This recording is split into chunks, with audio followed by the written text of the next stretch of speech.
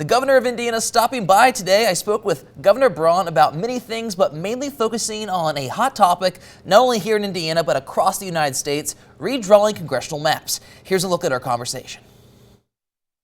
Governor Mike Braun speaking to News 18 Tuesday, explaining his support for redrawing congressional maps in Indiana. The proposed map aims to eliminate both of the state's currently Democratic-held districts with the goal of producing a 9-0 Republican congressional delegation.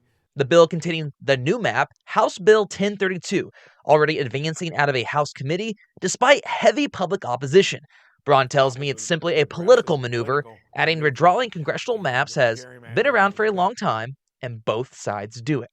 He pointed to states like Missouri, Texas, North Carolina, Florida, and Utah redrawing their maps, adding President Trump has been pushing red states to take action. And Indiana was the one that I think stewed on it the longest, and I think it upset him and that it was taking that long. And Braun says at the very least a public discussion needed to be had over redrawing congressional maps in Indiana.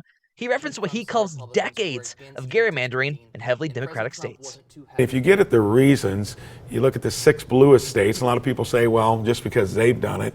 Well, this is a national landscape, creating your congressional districts that weigh into the Electoral College.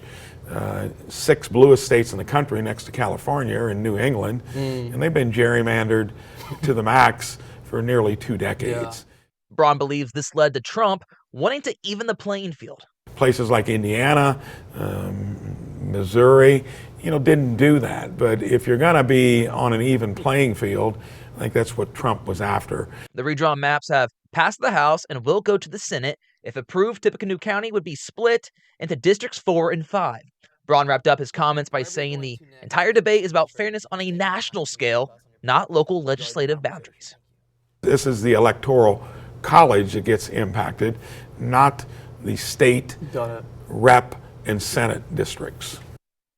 A big thank you to Mike Braun for stopping by on his busy schedule. Be sure to keep an eye over the next few days as that goes to the Senate to make sure if that gets passed or not. Once again, a huge thank you to Governor Braun.